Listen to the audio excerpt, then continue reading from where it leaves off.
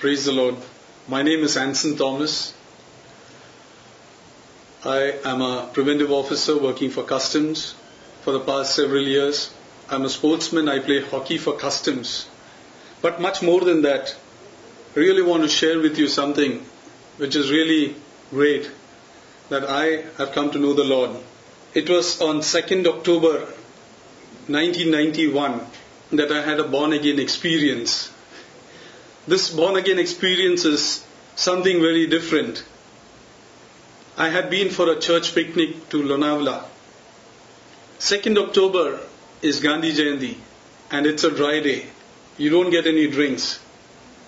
But after reaching Lonavala, along with my friends, I managed to get a few bottles of beer. And I sat and drank with my friends.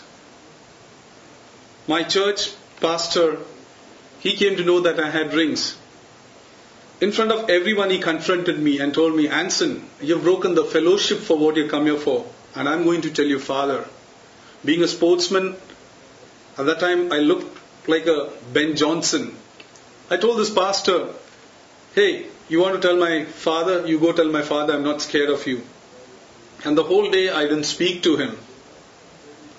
Coming back from Lonavala, I thought to myself, there were many times when I had drinks. Not that I'm an alcoholic, but a social drinker. During Christmas, New Year, after winning some hockey tournaments, we used to sit and have drink. A social drinker. But today I had little beer. Everyone came to know about it. I thought to myself, this is my weakness. I'll give it up. I went home. I caught my dad's hand and I told my daddy, Daddy, I used to drink. Today also I had drinks. I make a promise to you, never in my life I'll drink. That promise which I made was not only to my dad. The promise which I made was to God.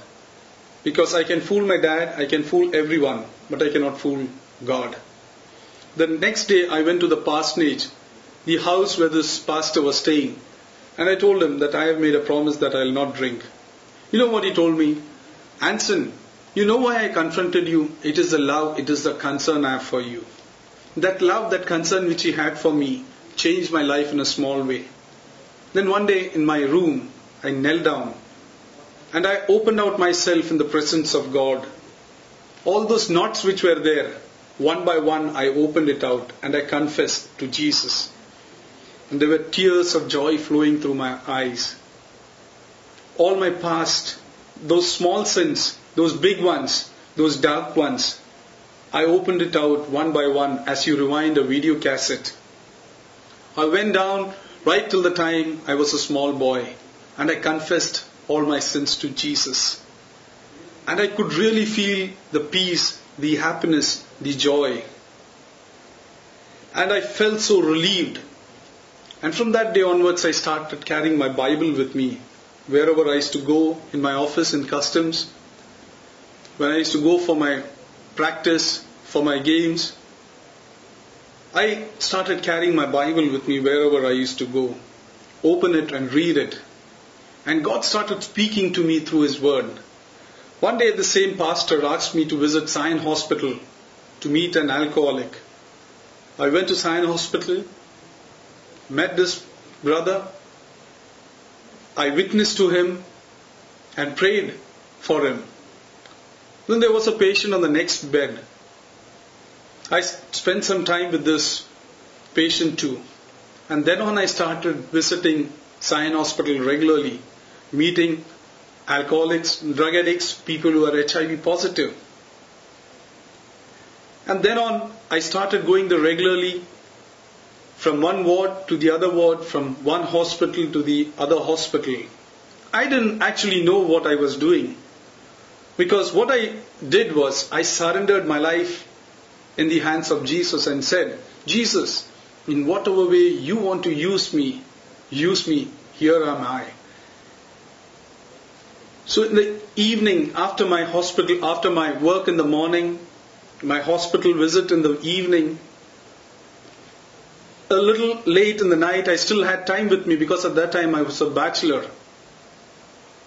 So I started using this time of mine by getting tracts and gospels from Bible Society of India, taking it in my kit bag, going on the trains and distributing it.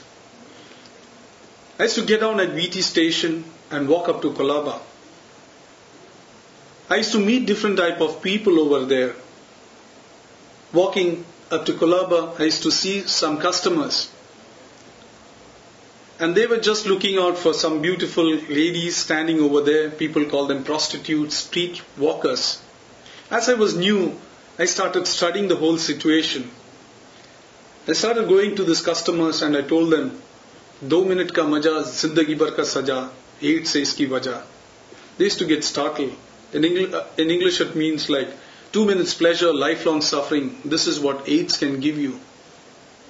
It's to tell them, here you're paying money, there is fear, there is guilt, there is this disease of AIDS. How can you enjoy sex? But with your wife, you don't have to pay money. There is no fear, there is no guilt, and that's how you will enjoy sex to the climax. Here you're thinking that no one is watching you, your parents are not watching you, your wife is not watching you, but there is someone who watches you, and that is God. You cannot hide from God. I used to share the gospel to them. That sharing used to be sometimes for 2 minutes, sometimes 5 minutes, half an hour, depending on the situation. And I used to see real positive results, those customers going away from there. Slowly I started interacting with those sisters over there. People call them prostitutes. They used to initially burst out and tell me, 2 lakh rupiya denge kya? 5 lakh rupiya denge kya? Then they will leave the profession. That's, will you give me 2 lakh rupees or 5 lakh rupees? Like, I will leave the profession. Is to tell them, see, you look at the blind. They too, they work and they earn their living. God has given you a beautiful body. You can work and you can earn your living. But that was my defense. I didn't have anything to offer to them. It was due to different economic situations that these ladies, they had come to the street over there.